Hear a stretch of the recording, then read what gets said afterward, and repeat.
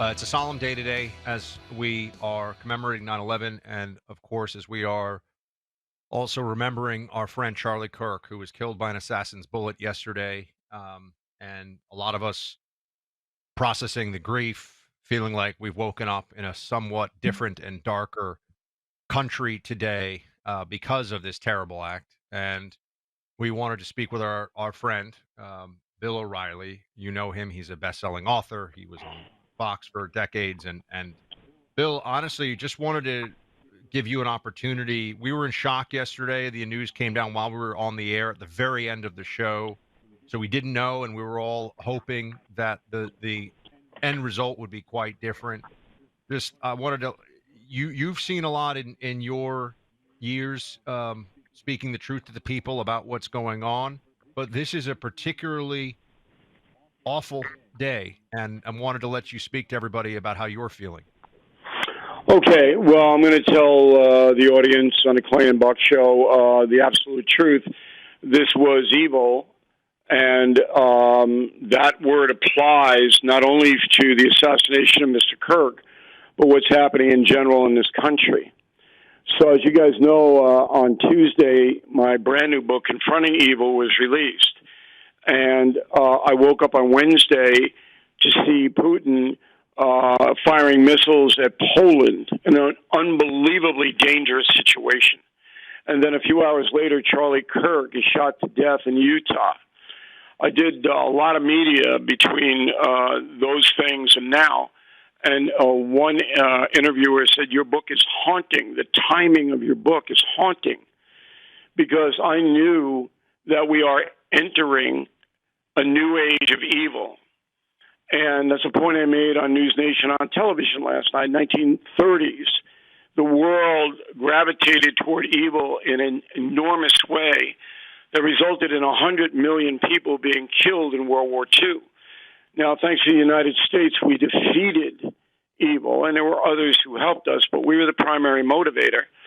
We're back now in an age where evil is on the rise, and evil is what took Charlie Kirk's life.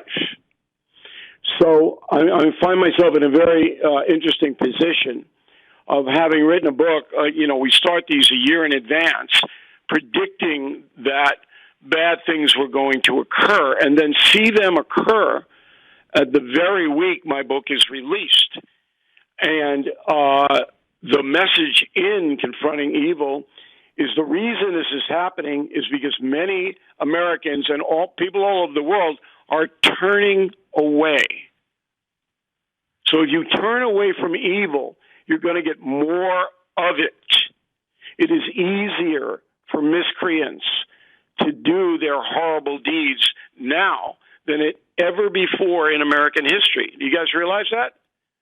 It is easier to kill a fellow human being in the United States than ever before because of our permissive justice system and our progressive movement that does not want to punish criminals and indeed encourages political violence.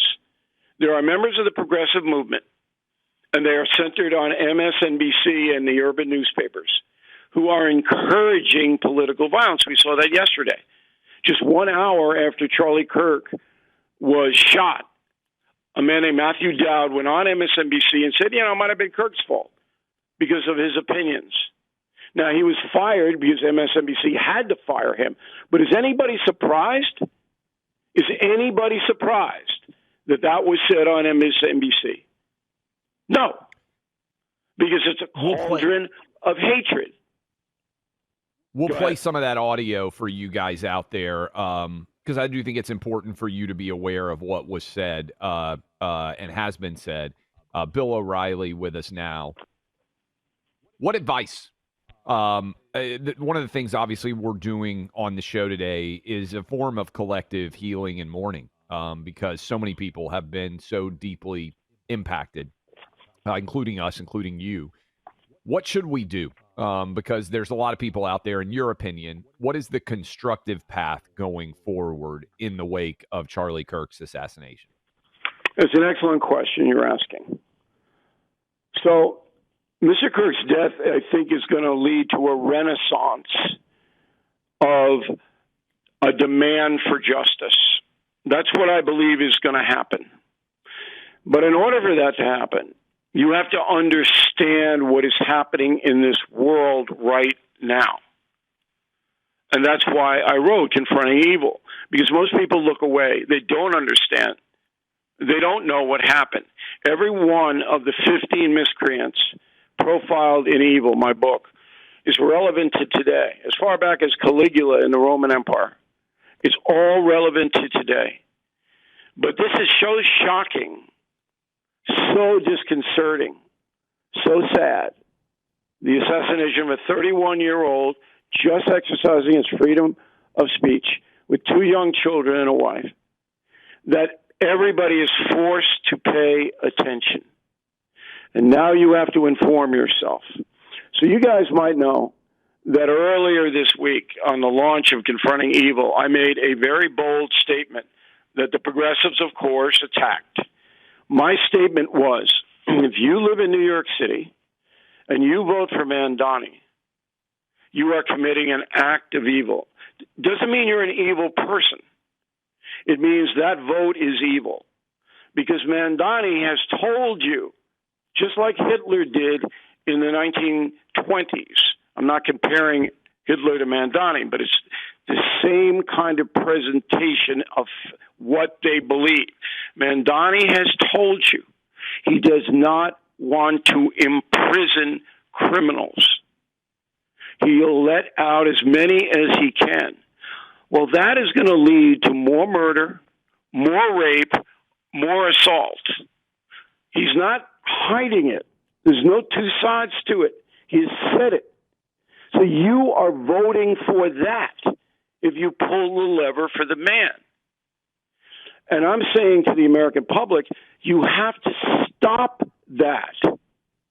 You can't enable these people in Charlotte where the judge let this guy out knowing the man was violent, knowing he had beat up his own sister, let him out to do what he did to that young woman on the bus.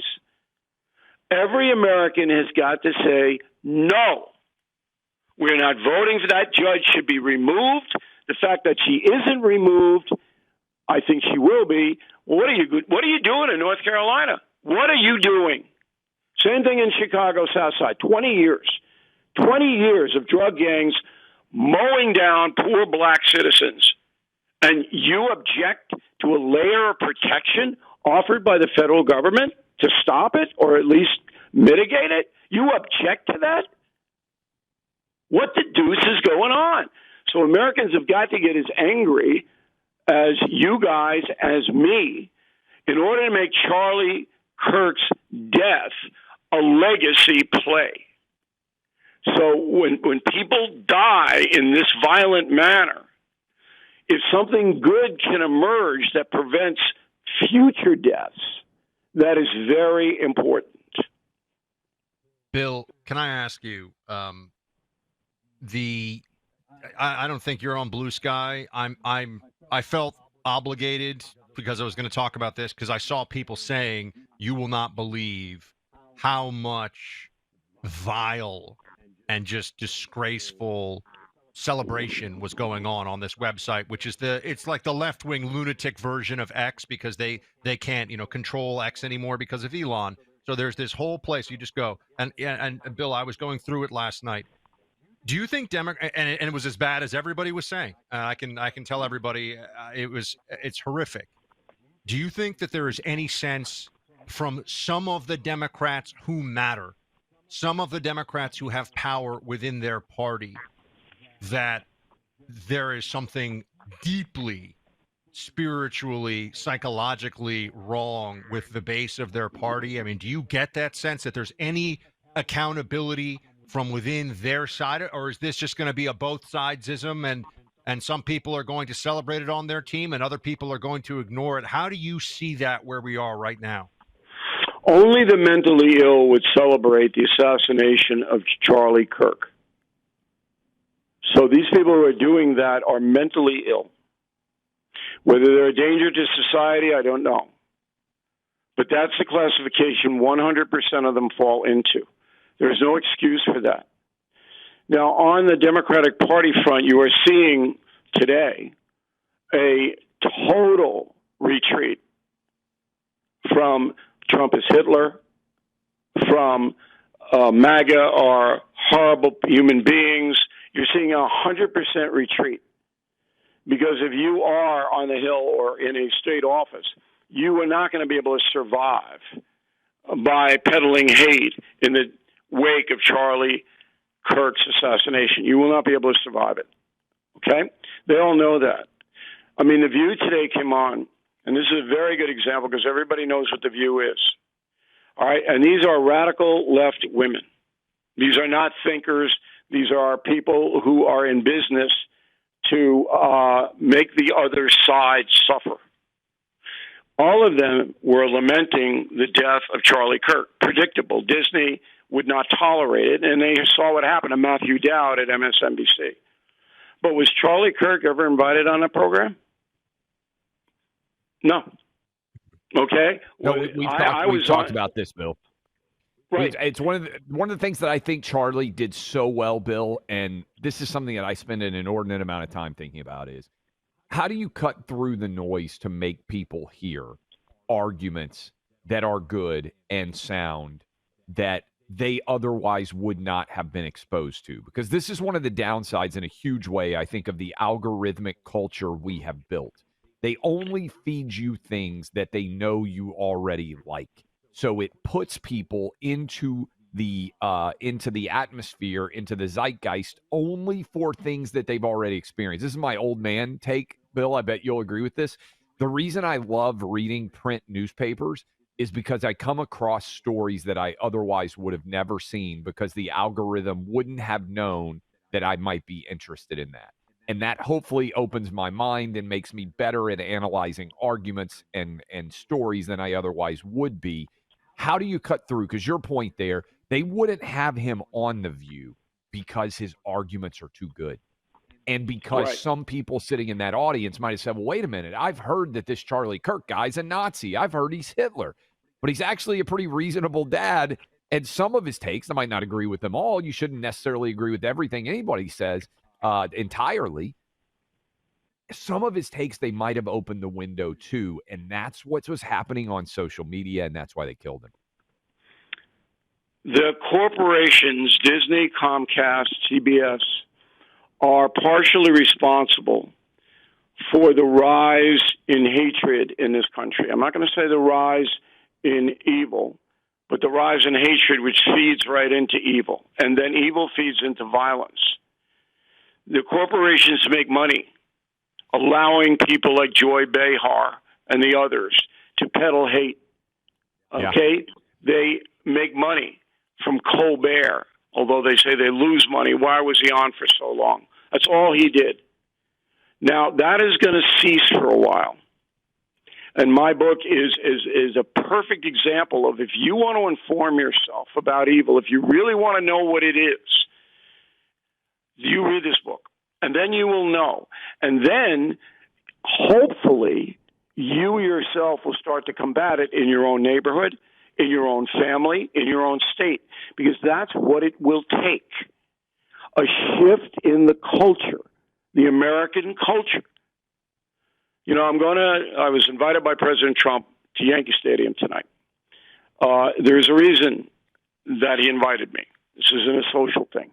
I think it's about Putin, but I'm not quite sure.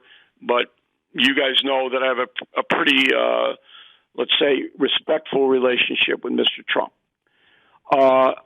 I know I'm going to be talking about this culture situation because he brought it up yesterday in his Oval Office reaction to Charlie Kirk. And I'm going to hand him the book. I'm going to say, listen, you cannot look away from evil. You got to deal with Putin. You got to deal with him now. You got to deal with the jihad, Iran. You already did. You already know that evil. All right, you neutralized them. And now you have to turn your attention to American culture. You have to call these people out. Enough's enough. I've had it. You guys have had it. and Charlie Kirk is dead because of it. An evil person killed him, and we are looking away from evil. That's it. Bill O'Reilly, Confronting Evil is the book.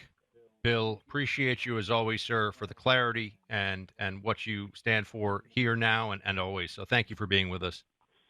Thanks for having me, guys. We know evil does exist in this world, and we have to do what we can to stand against it in every way that we can.